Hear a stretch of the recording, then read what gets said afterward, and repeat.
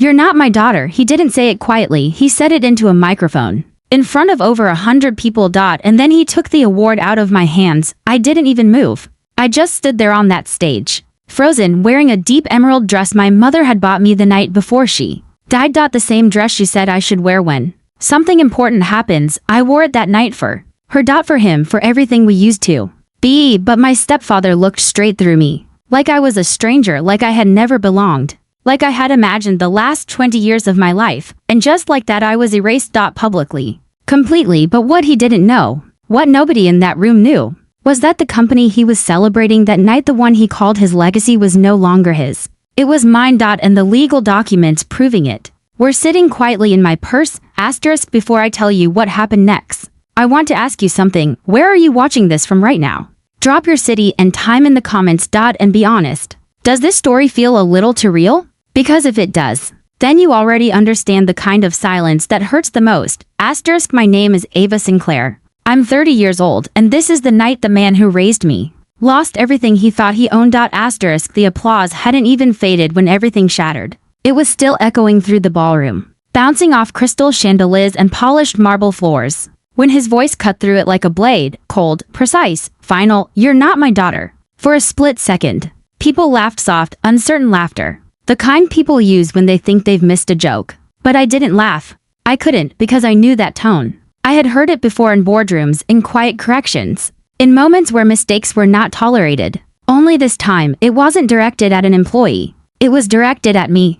My stepfather stepped closer, his expression unreadable, and without hesitation, he took the crystal award out of my hands. My fingers instinctively tightened, like my body hadn't caught up to reality yet, like it still believed I belonged there. Then he turned slightly toward the audience, lifting the award just enough to reclaim the moment.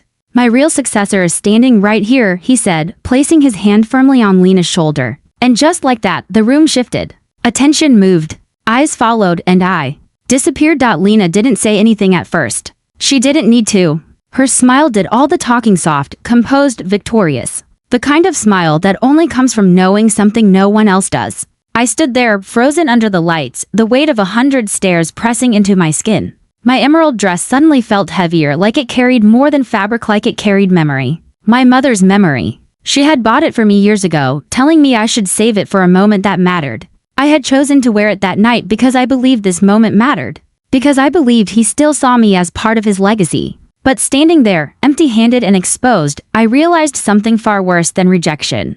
I realized I had been replaced long before this night. This was just the first time he made it official. Whispers started spreading across the room. Quiet but sharp, like cracks forming in glass. Some people looked at me with sympathy, others with curiosity, and a few with something colder, recognition. As if they had seen this coming before I had. And then, as if on cue, someone clapped. One person, then another. And just like that, the moment moved on. The music resumed. Conversations restarted. Glasses clinked. The world kept spinning, and I was no longer part of it.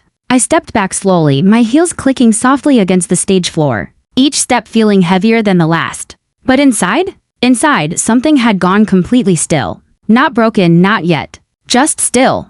Because deep down, beneath the shock and the silence and the humiliation, there was something else beginning to surface. Something calm. Something certain. They thought I had just lost everything. They thought I had been erased. But what none of them understood, what none of them could see, was that the story they were clapping for wasn't finished yet. I was 8 years old when my mother married him, and even now, I can still remember the way the house felt that day, like something important had stepped inside and decided to stay. He wasn't loud or overly warm, the kind of man who fills a room with laughter. No, he filled it with presence, quiet authority, the kind that didn't need to announce itself because everyone could already feel it.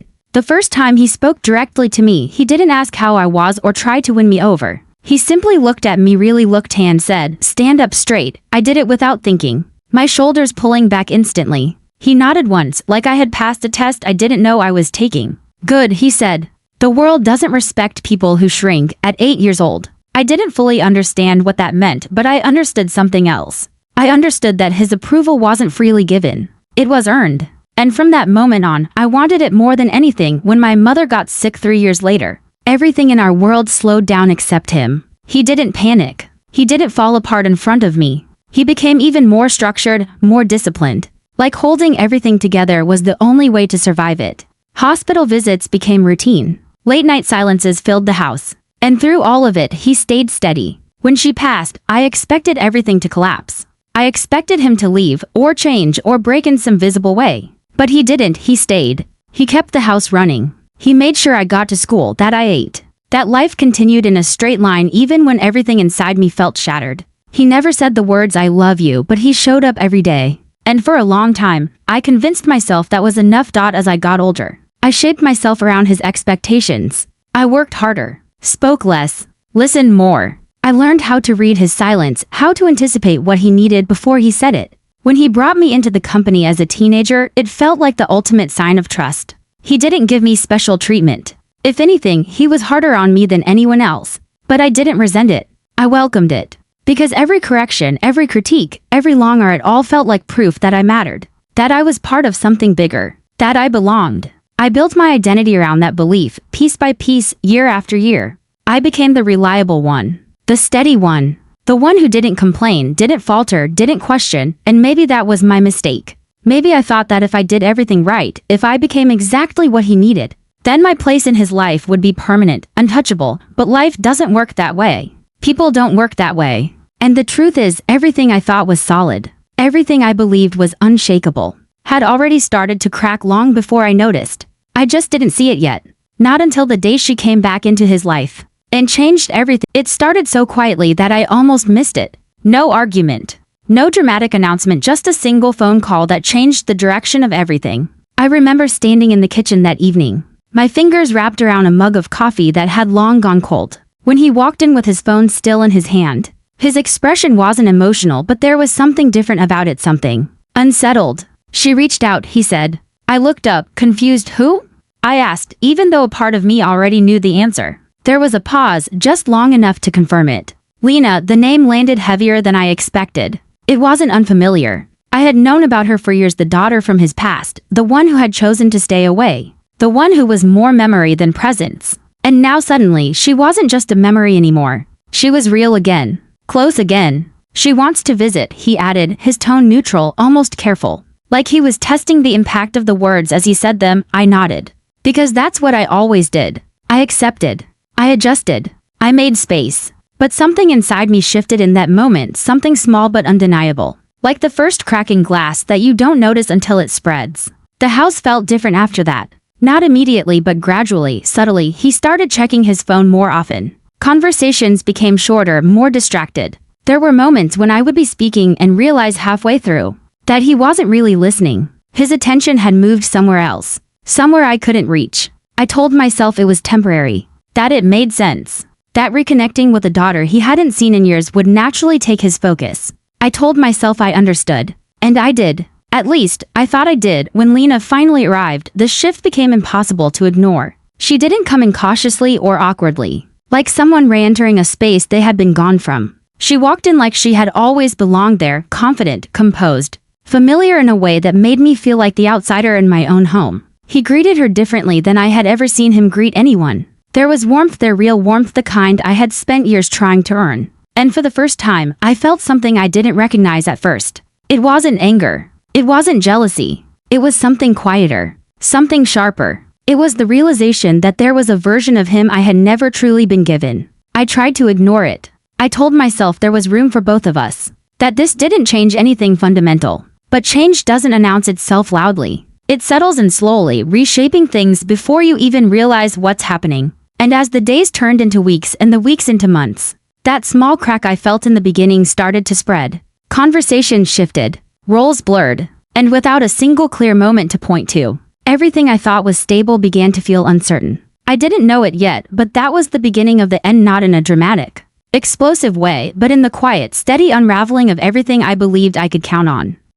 Lena didn't take anything from me directly. That's what made it so hard to fight. There was no single moment where she demanded my place or pushed me aside. Instead, she stepped into spaces so naturally that it felt like they had always been meant for her. At first, it was small things. Sitting in on meetings she wasn't originally part of. Offering opinions that were listened to a little too closely. Staying late at the office, side by side with him, reviewing things I used to handle alone. No one questioned it, not him, not the team, not even me. Because nothing about it looked aggressive, it looked reasonable, logical, and that's what made it dangerous. Within a few months, the shift became more visible.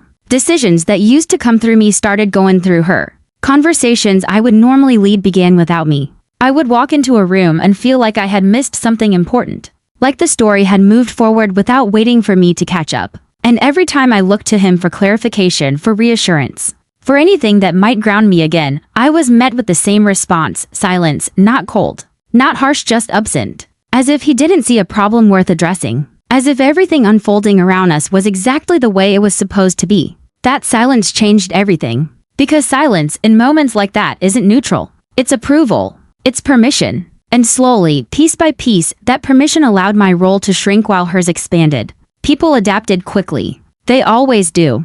They started going to her first, looping her into conversations I wasn't part of, referring to her in ways that sounded official, natural, like she had always been positioned for it. And I told myself I shouldn't take it personally. That this was just growth, expansion, restructuring. That there was still a place for me somewhere in all of this, but deep down, I knew better. I could feel it in the way my responsibilities shifted from leading to supporting. In the way my voice carried less weight in rooms where it once mattered. In the way I started second-guessing things I used to be completely certain about. Replacement doesn't happen overnight. It happens in layers. Quiet adjustments that seem harmless on their own but together change everything. And the most unsettling part wasn't what Lena was doing, it was what he wasn't doing. He wasn't correcting it. He wasn't balancing it. He wasn't even acknowledging it, and that's when the truth started becoming impossible to ignore. I wasn't being transitioned into a new role. I wasn't being supported or repositioned. I was being phased out, carefully, strategically, quietly, and by the time I fully understood it, it was already too late to stop. The moment it became undeniable wasn't dramatic. There was no confrontation, no heated exchange, no clear line drawn in front of me. It was something much simpler and somehow much more final. I walked into the office one morning, just like I had done hundreds of times before, expecting nothing more than another day of quiet adjustment and unspoken tension. But the second I reached my door, I stopped. Something felt wrong. It took a moment for my mind to catch up with what my eyes were already seeing. My name wasn't there. The small metal plate that had carried it for years had been replaced. Not removed temporarily. Not adjusted, replaced, a different name. Her name. I stood there longer than I should have, staring at that space like if I looked hard enough, something would shift back into place. But nothing did. People walked past me, some glancing briefly, others pretending not to notice. And in that moment, I realized something I hadn't fully allowed myself to accept before. This wasn't a transition. It wasn't temporary. It was final. I stepped inside the office slowly, my movements deliberate, controlled. As if moving too quickly might break something I was still trying to hold together. But even inside, the changes were clear. Files had been reorganized. Personal items moved. Subtle but intentional. Like someone had carefully rewritten the space to fit a different story. I didn't confront anyone. I didn't ask questions. Because deep down, I already knew the answers. This wasn't a mistake. It wasn't an oversight. It was a decision. And the worst part wasn't the change itself, it was how easily it had been done. How smoothly everything had adjusted around it. Like my presence had never been essential in the first place. That realization didn't hit all at once. It settled slowly, like weight pressing down over time, making it harder to breathe, harder to think, harder to hold onto anything that felt certain. I closed the door behind me and sat down, my hands resting flat against the desk that no longer felt like mine. And for the first time since all of this started, I didn't try to rationalize it. I didn't try to explain it away or soften the reality. I let myself see it clearly. I wasn't being replaced. I wasn't being moved aside for something better or bigger. I was being erased, systematically, completely. And the most painful part wasn't losing the position or the authority, or even the future I thought I was building. It was realizing that the person who allowed it to happen was the same person I had spent my entire life trying to make proud. I didn't leave in anger. That's what people expect, that there's some kind of explosion. Some final confrontation where everything gets said and nothing gets resolved.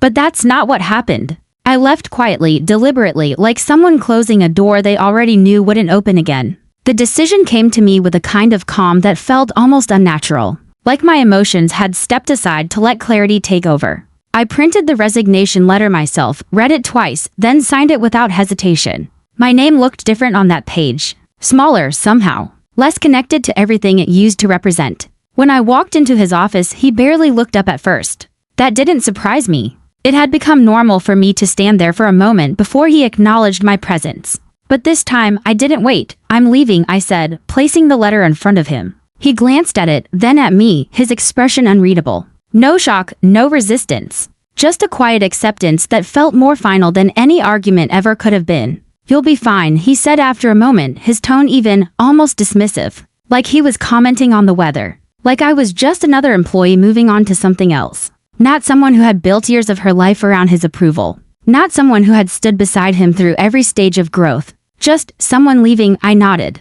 Not because I agreed, but because there was nothing left to say. No explanation would change anything. No argument would bring back what had already been taken. I turned and walked out of that office without looking back. And that was the part that stayed with me later, the fact that he didn't stop me. Not a word. Not a question. Not even my name. The building felt different as I walked through it for the last time. Familiar but distant. Like I was already disconnected from it. Like it belonged to a version of my life that no longer existed. People looked at me as I passed, some with curiosity, some with quiet understanding. But no one said anything. And I didn't expect them to. This wasn't their story. It was mine. When I stepped outside, the air felt sharper, colder. Real in a way that everything inside hadn't felt in months. I stood there for a moment, just breathing, letting the silence settle around me.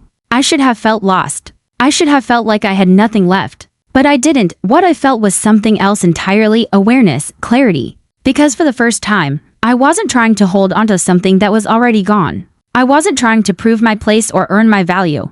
I was standing outside of it all, seeing it for what it really was. And that changed everything, because walking away didn't mean I lost. It just meant I finally understood the game. Asterisk, what they never realized, what he never even considered, was how much I had been handling behind the scenes long before things started to change. I wasn't just another name in the company structure. I was part of its foundation. Contracts, financial frameworks, operational risk, these weren't things I learned overnight. I had spent years understanding how everything connected, where the pressure points were, where things looked stable but weren't.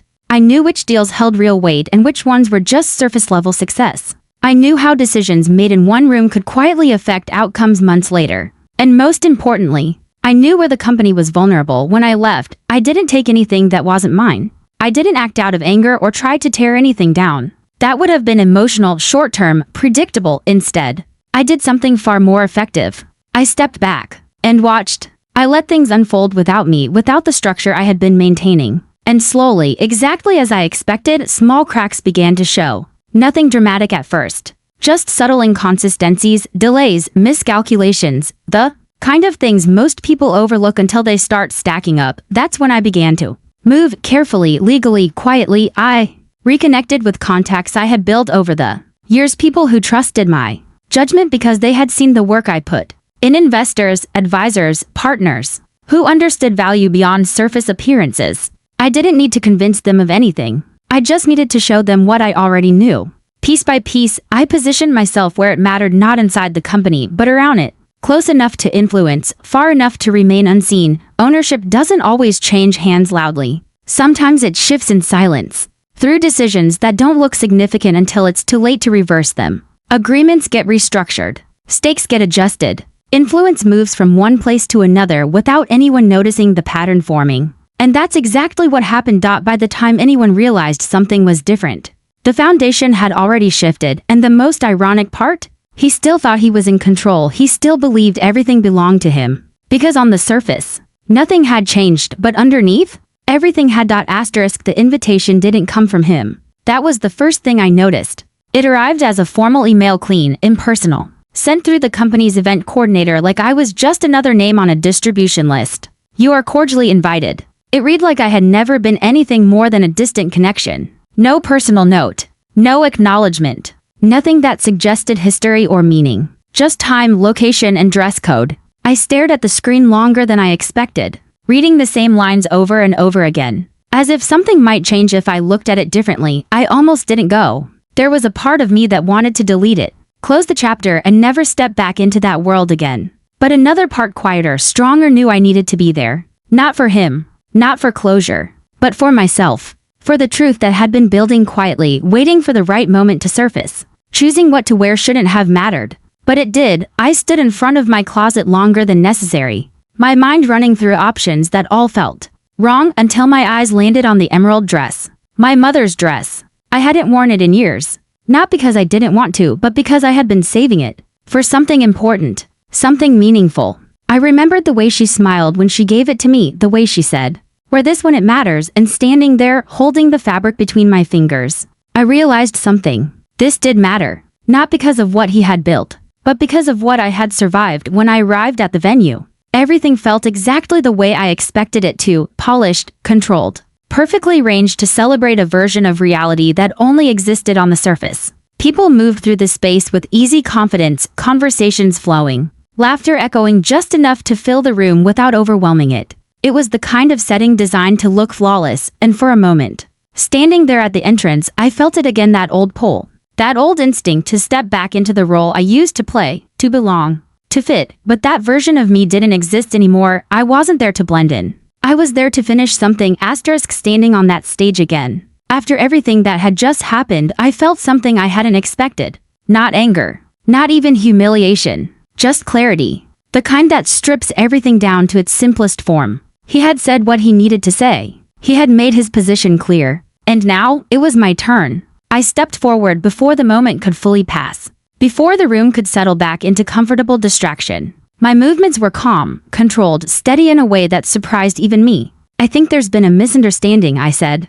My voice cutting cleanly through the space without needing to be raised. The room quieted almost instantly. Conversations paused. Eyes turned back toward the stage. This time, not out of obligation but curiosity. That was the shift. That was the moment the story stopped being his and started becoming mine. I reached into my purse slowly, deliberately, giving them time to focus, to wonder, to question. Every second mattered. Every pause carried weight. When I pulled out the documents, I didn't rush. I placed them carefully on the podium, smoothing them flat with my hand like it was the most natural thing in the world. "My name is still connected to this company," I continued, my gaze steady, unwavering. "Just not in the way you think." There was a ripple through the room now. Not loud, but undeniable. Confusion, curiosity, unease. I didn't look at him immediately. I let the silence build first. Let the words settle. Let the reality begin to take shape before anyone fully understood it. Then, finally, I met his eyes. And for the first time that night, he wasn't in control of the moment anymore. He didn't react the way I expected him to. There was no immediate denial, no sharp interruption, no attempt to reclaim authority through force or volume. Instead, he stood there, still. His eyes moved from the documents to me, then back again. Like he was trying to process something that didn't fit into the version of reality he had been operating in. That hesitation, that pause said more than any words could have. Because for the first time in my life, I wasn't the one trying to earn his recognition. He was the one trying to understand mine. The room had gone completely silent now. Not the polite quiet from earlier, but something heavier. Something uncertain. People weren't just watching anymore, they were waiting. Waiting for him to respond. Waiting for the moment to resolve itself. But moments like this don't resolve cleanly. They shift. They redefine everything around them. I didn't raise my voice. I didn't need to. "Control doesn't always look the way you expect," I said calmly. "Sometimes it changes quietly." Long before anyone notices, his expression changed, then not dramatically, but enough. The certainty was gone. The control he had carried so effortlessly for years had been replaced by something unfamiliar. Something fragile. And in that moment, I saw it clearly. Not anger. Not authority. Fear. Not the kind that shows on the surface, but the kind that sits deeper. The kind that comes from realizing something irreversible has already happened. I didn't stay for what came next. I didn't need to, because this wasn't about watching him fall. It was about understanding that I had already risen. As I stepped off the stage, the weight I had been carrying for years finally lifted, not all at once, but enough to breathe differently, to move differently, to exist without that constant need to prove something that should have never required proof in the first place. Power doesn't always come from taking something back. Sometimes it comes from realizing it was yours all along. And that night, that was the moment I stopped being the one who was replaced and became the one who couldn't be erased.